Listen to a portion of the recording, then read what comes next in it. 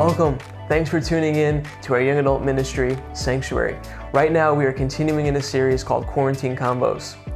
Now, today is a very special day, as you may know, and so we just want to give a shout out to all of our amazing mothers out there. So happy Mother's Day. We appreciate you so much.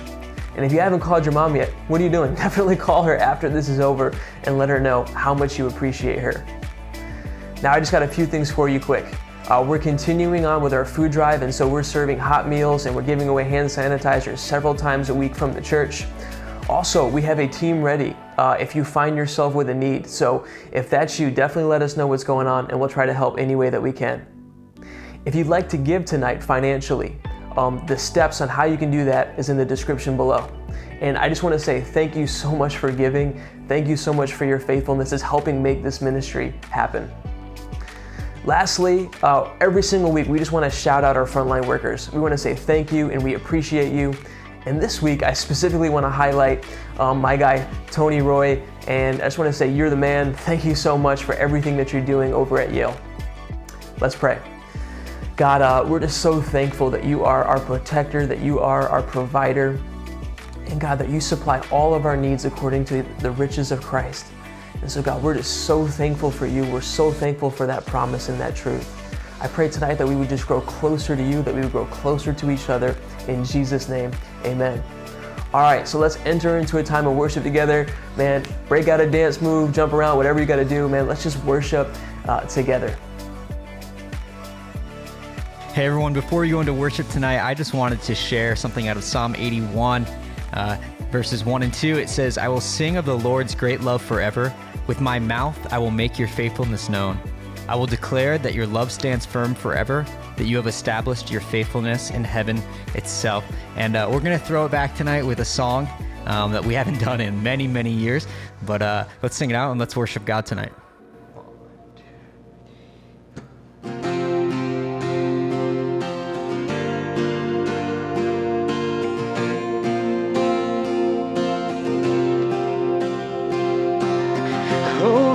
Mountains and the seas, your river runs with love for me, and I will open up my heart and let the healer set me free.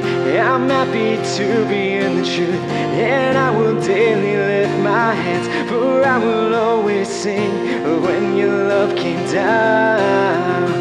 I will sing of your love forever. I could sing of your love forever. I could sing of your love forever. I could sing of your love forever.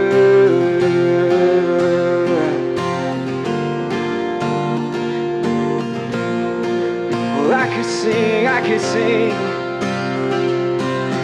over the mountains and the seas. Your river runs with love for me, and I will open up my heart and let the healer set me free. I'm happy to be in the truth, and I will daily lift my hands, for I will always sing of when your love came down. I could sing of your love forever. I could sing of your love forever.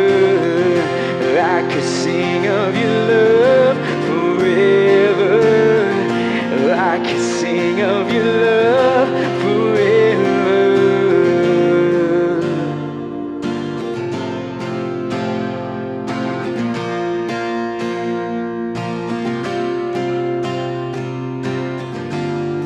And oh, I feel like dancing,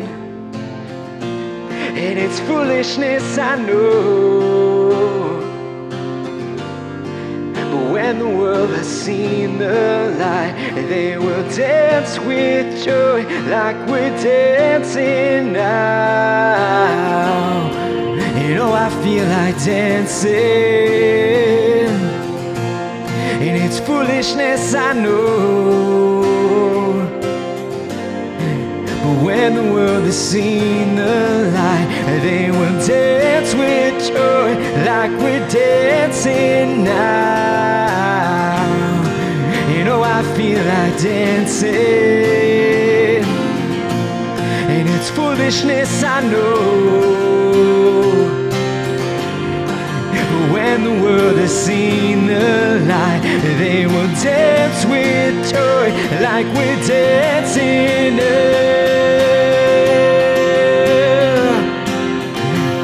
I could sing of your love forever.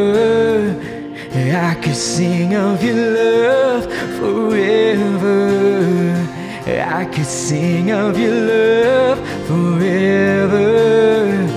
I could sing of your love forever. I could sing of your love forever.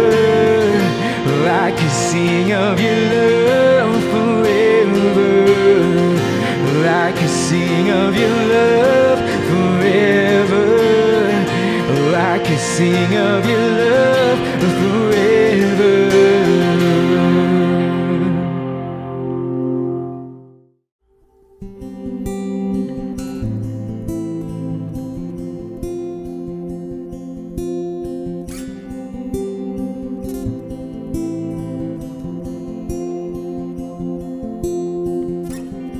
Can't go back to the beginning.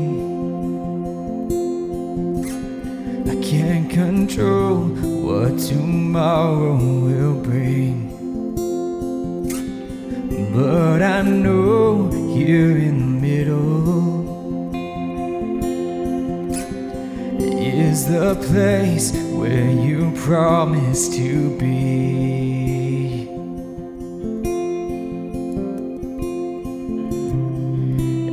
Not enough unless you come.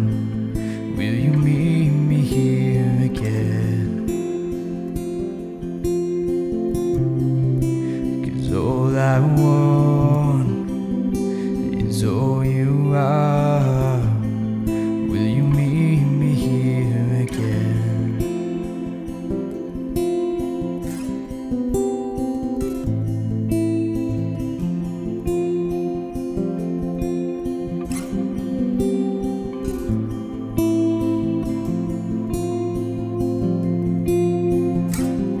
As I walk now through the valley, let your love rise above every fear, like the sun shaping the shadows. In my weakness, your glory appears, and I'm not enough unless you come. Will you meet me here again? 'Cause all I want is all you are. Will you meet me here again? And I'm not enough unless you come. Will you meet me here again? 'Cause all I want is all you are. Will you meet me here again?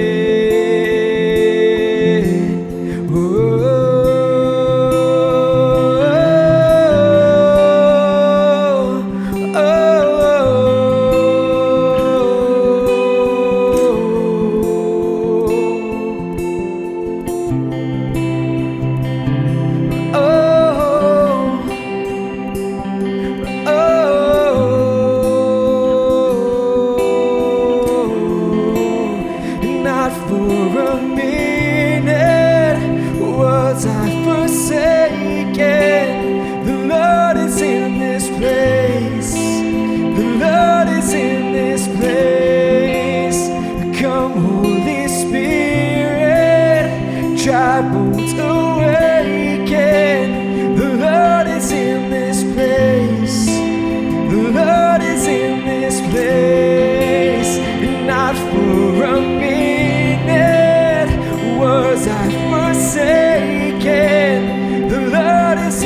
this place.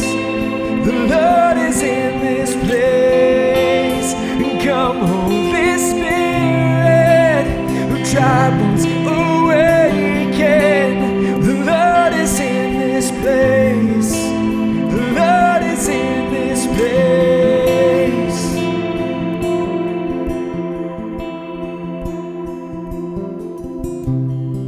And I'm not enough unless you come.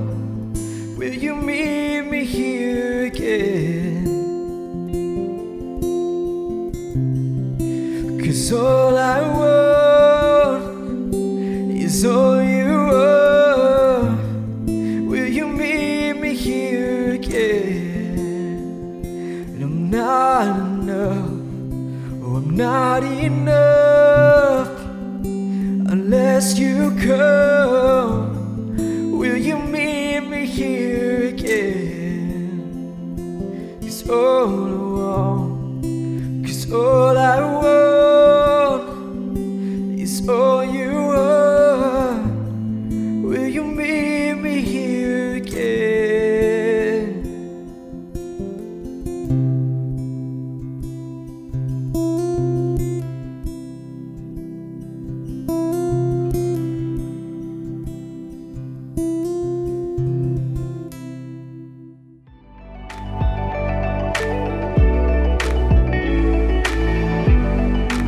Hey everyone, welcome back to our living room. Rob and I are stuck in quarantine together, so that's why We're still here. we're still here. We're doing this from our living room. So excited that you've joined us. Thanks for welcoming us into your living room. Yeah. So we wanted to get a couple of things just said right off the bat. First of all, happy Mother's Day Happy Mother's Day. to all the moms everywhere. Happy Mother's Day to you, by the way. Thanks, baby. Mother of two. You're incredible. Grateful for you. So wanted to wish that first to people. And second, we got something for our community. This past week, Sanctuary celebrated 20 years. Come on, 20 That's years incredible. as a young adult ministry. Started on May 7th, 2000. Kevin Butterfield let me know that a few months ago. So happy anniversary to us. So actually in today's episode, if you will, Yeah. we're actually not going to be talking about one of the questions that were put out. As amazing as they are, I think we hit a lot of them really well. Yeah. But today We got more coming. We got more coming. Today we're going to actually talk about something that we've observed within our own community, an issue that we've observed, and Yeah. actually within our own family too. Yeah. So the way that we want to set it up is just by this visual of this unquenchable itch that's always wanting to be scratched, right? We have this tendency to long for more. It's, you know, do this, try that, buy this thing that's new, go there, visit this place. Did you try that new restaurant yet? Things like that. And to make matters worse, marketing agencies make sure that we see an upwards of 4,000 ads a day. Rob, 4,000 4,000. coming at us. And it's actually halfway through the day right now, so we've probably already seen 2,000, which is mind-boggling to me. Sheesh. Anyway, Well, our souls have become red and raw from this unquenchable itch that Hannah is mentioning. And the healing ointment for this rash that we've acquired is a weekly holiday called Sabbath. Yeah. Here's a foretaste of what we mean by that. From John Mark Comer in his book, The Ruthless Elimination of Hurry. I just want to pause for a moment and say, that is absolutely our top source that we're recommending this week for everyone. Honestly, Best book of 2020. today's episode is pretty much a book report on the ruthless elimination of hurry. John Mark Comer, if you ever see this, thank you from us. Here's what he says. Resume. He says, human desire is infinite because we were made to live with God forever in his world, and nothing less will ever satisfy us. So our only hope is to put desire back in its proper place on God, and to put all other desires in their proper place below God. Not to detach from all desire, as in Stoicism or Buddhism, but to come to the place where we no longer need fill in the blank to live a happy, restful life. So how do we do that? Sabbath. Yeah. So Hannah, what is the Sabbath? The word Sabbath just literally means to stop. Stop working, stop worrying, stop buying, stop everything. Just stop being. Stop. Period. Just stop, period. Yeah. I shouldn't have said stop being. That's Yeah, so weird. it's okay. You can still be. It's okay. Anyway, the Sabbath is more than just a day. It's actually a state of being. Maybe that's why I said There that. we go. That's what you meant. It's a state of being. Exodus 28-11 says, remember to observe the Sabbath day by keeping it holy. Stick with me. Listen to this. This is so interesting. You have 6 days each week for your ordinary work, but the seventh day is a Sabbath day of rest dedicated to the Lord your God. On that day, no one in your household may do any work. Nice. This includes you, your sons, your daughters, your male and female servants, your livestock, and any foreigners living among you. For in 6 days the Lord made the heavens, the earth, and the sea, and everything in them, but on the seventh day he rested. Wow. That is why the Lord blessed the Sabbath day and set it apart as holy. So this passage actually references the creation story in Genesis. God worked for 6 days, then rested one. And something really fascinating happened in the passage that you just read. I don't know if you caught it. So if we were to flip to the creation story right now in our virtual Bibles in Genesis 1, we see that God blesses 3 things. 1, he blesses animals. It says that God blessed them and said, prosper and reproduce. 2nd, he blessed mankind. Just like the animals, God blessed them and said, prosper and reproduce. But 3rd, he blessed the Sabbath. Genesis said God blessed the day and made it holy. I did not know that a day could be blessed like that. Me neither. Explain. What does that look like? It means that just like animals and mankind, the Sabbath has the ability to reproduce or procreate. At the end of our week, we're tired emotionally, mentally, physically, even spiritually. Oh, yeah. Probably as I'm saying that right now, you're taking a deep sigh of like, oh, yes. The Sabbath has the God-given ability to fill our souls back up with life. Wow, that is good. Yeah, I love John Mark Comer, the author of this book, his observation that remembering the Sabbath is the only spiritual discipline that makes it into the 10 Commandments. Wow. Mind-boggling. Keep Not going. Church or Bible reading, not even prayer. Sabbath is the anchored discipline of the people of God, he says. So crucial that God lovingly commands us to remember to rest. And it's not that those other things are unimportant, Right. Obviously super important, but this is commanded. So we see the Sabbath commanded in Exodus, but we actually see it reemerge as a reminder command in Deuteronomy 5:12. It says, observe the Sabbath day by keeping it holy as the Lord your God has commanded you. If you jump down to verse 15 with me, it says, remember that you were once slaves in Egypt, but the Lord your God brought you out with his strong hand and powerful arm. That is why the Lord your God has commanded you to rest on the Sabbath day.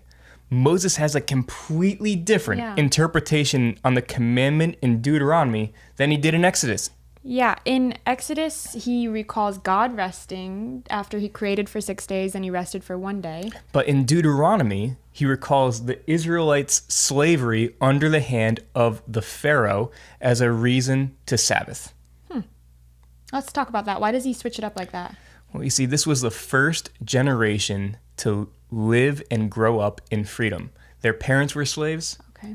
Their grandparents, their great-grandparents were all slaves to an empire that had been devouring human beings, one brick, one pyramid, one harvest at a time, for centuries. Wow. Enslaved by an empire with an unquenchable lust for more.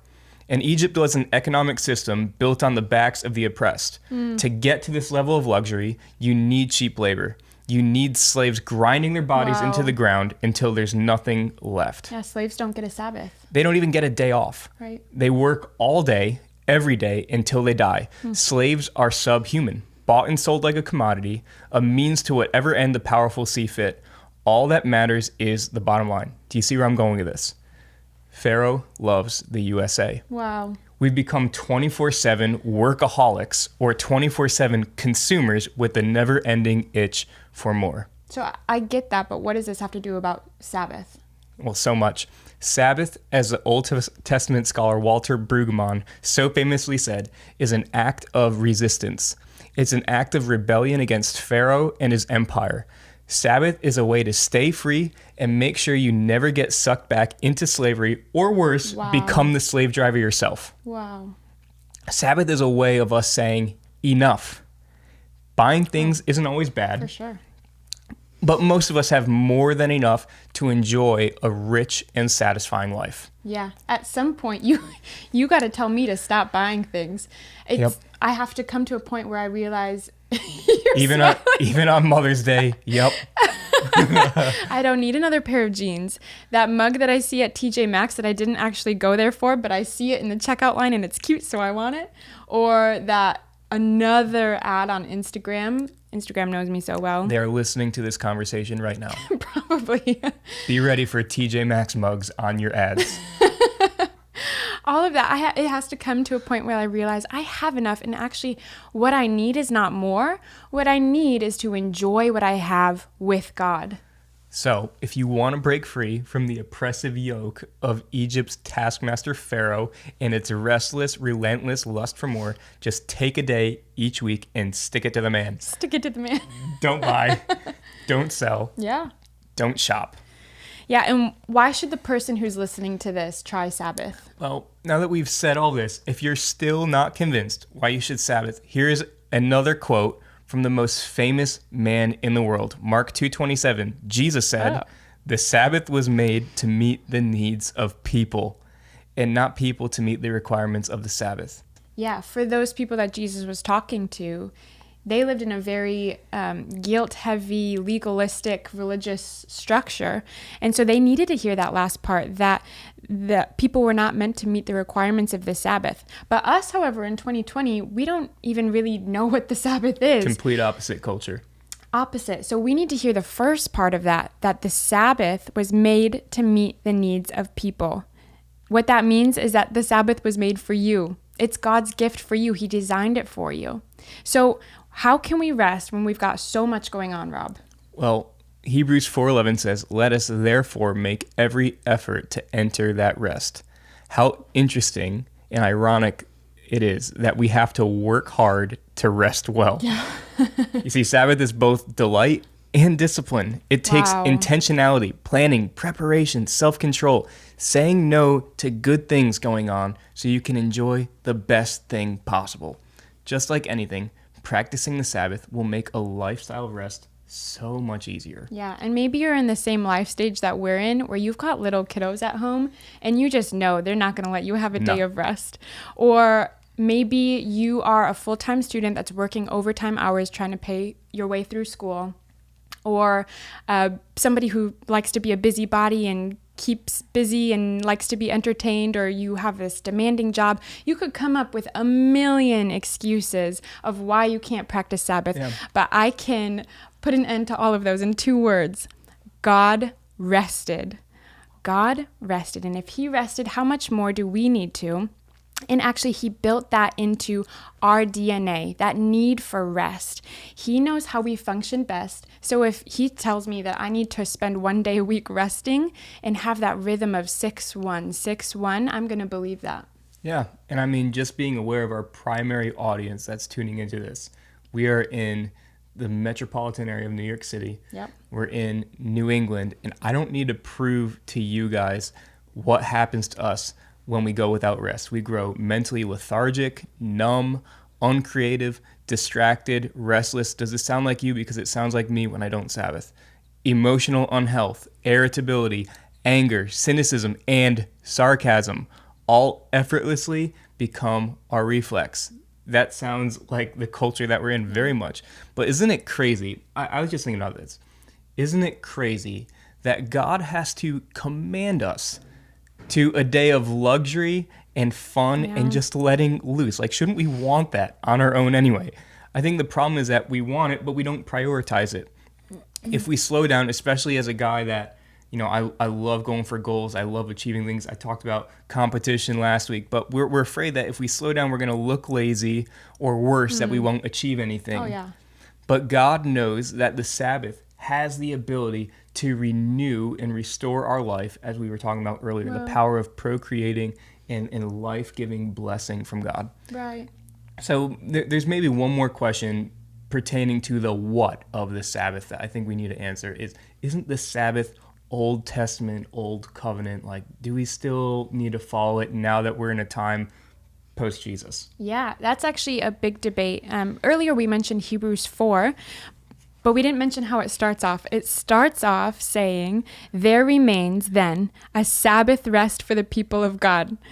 So my question to us is, do we take all the other commandments seriously? I mean, they make sense in today's day and age. We don't murder, we don't commit adultery, we don't steal, we honor our parents. Yeah, like that makes sense. It makes sense. So doesn't the Sabbath also fit into that too? And even if this commandment doesn't apply to me anymore, Rob, I still really long for it. Like, I don't ever want to go back to those days before we Sabbathed. Yeah. My soul is so much healthier now than it was back then. Yeah, so maybe what we can do is give some personal examples of what unhealthy and healthy practices of Sabbath have looked like for us. So like an unhealthy practice on the Sabbath for me was not truly practicing the Sabbath, which we'll talk about in a moment, where I saw it more as a day off from my weekly 9 to 5. That's what I always thought Sabbath was a day off. Yeah, well, it's not. It's so much more and so much better than that. So things that I was doing that were not giving me rest, I was checking my phone constantly. Like, first of all, we are not designed to be available 24/7. Like, it is okay to put the phone away. Like, I intentionally be unavailable on the healthy days of Sabbath. So I was checking my phone constantly, paying bills, feeling pressure to get things done. And yeah, that took a toll on my soul. Yeah, for me, I remember days trying to figure out the Sabbath where I would not be able to disconnect. I'd still be wanting to, like you said, be on my phone or even just do the day-to-day grind, especially when we have a household to keep up with. Like, how do you put the housework on hold and raising the kids on hold? You know, there's so many tedious things that I would fill my day. And before you know it, the day is up with changing diapers, vacuuming, taking out the trash, things like that. How about some healthy practices? Like, what does that look like healthy for us? I'm going to start because I think it actually ties into what I was just saying. Okay. We learned that we have to prepare for the Sabbath. You talked about it a little bit already. But we on Friday, so we Sabbath on Saturday. Yeah. And we spend Friday preparing for that. We do all of our grocery shopping. Yep. Saturdays is kind of a leftover day, so that we don't really have to prepare much because neither of us love cooking. Yeah. We clean the house as best we can so that Saturday we're set up for success. Yeah. And I think that's been gold for us. That's been a key. Yeah, I think the big thing here is planning it out. Like, Sabbath should essentially be like a weekly holiday. Like, just how we plan out for big holidays like Christmas or Easter, even 4th of July here in America, things of the sort. Like, you plan for those days. This is like a weekly plan minus the family drama. Like, it's amazing. A weekly holiday, yeah. Weekly holiday. Yeah. So, man, what that's looked like practically for us is we've planned, hey, let's go have a picnic out on our front yard right now and like be in no rush to bring in the dishes or whatever it looks like. Just being able to be present in the moments that we have, just enjoying each other, enjoying creation, enjoying good food or good drink, whatever that looks like. And that's one of the things that I can think of when healthy Sabbath has been for us. Yeah. Usually sleeping in is a big one for us, but we have a 7-month-old at home, and he doesn't let us sleep in past 5 a.m. most mornings. Yeah. So something that we've done to rest then is when he goes down for a nap, Take we a also nap. take a nap. Hey. Just get rest. Yeah. So how about how do we, like, not just us, I'm talking about all of us now. Yeah. How do we Sabbath in 2020? So the first thing I will say, John Mark Comer said this: if you're new to the Sabbath, a question that gives shape to your practice is this. Pay attention. What could I do for 24 hours that would fill my soul with a deep, throbbing joy? So much that it would make me spontaneously combust with wonder, awe, gratitude, and praise. I love that. And it is a day of worship, but not worship in the sense that you're probably thinking, where we all show up to church and worship together as a community. Which is amazing, and I love it, and I miss it so much. But I love John Mark Comer's quote here. But I mean worship in the wide, holistic sense of the word. Expand your list of spiritual disciplines. Get this, to include eating a burrito on the patio, or drinking a bottle of wine with your friends over a long, lazy dinner, or walking on the beach with your lover or best friend. Yeah. Anything to index your heart toward grateful recognition of God's reality and goodness. So the big thing to take note of here, and what we've been mentioning, is that the Sabbath is different than a day off. Explain what's the difference. Okay, Eugene Peterson, probably one of my favorite theologians of all time, called a day off a bastard Sabbath. On the Sabbath, all we do is rest and worship. So when I Sabbath, you should run each and any activity that you do based off of this filter. Is this rest and is this worship? If the answer is no, or kind of, but not really, or then you have 6 other days to do that activity. Like, this is supposed to be restful and worshipful. We've got time. Yeah, you have time. Rush. Yeah. I just want to close out this thought with the idea of not wanting to return to slavery. I don't ever again want to be a slave master to having people work for me, and I don't want to be a slave to working. I want to enjoy that day of rest because God made me for freedom, and so I want to walk out what freedom might look like. And we want you to experience that unhurried, so much enjoying your day kind of Sabbath. That's our prayer, and that's the purpose of this episode in particular, is we want all of us to be able to experience the love and joy and peace that is so readily available for us, but often you gain better access to that by actually taking time for your soul to rest on the Sabbath. So here's a practice for us to do this week. To begin, first set aside a day.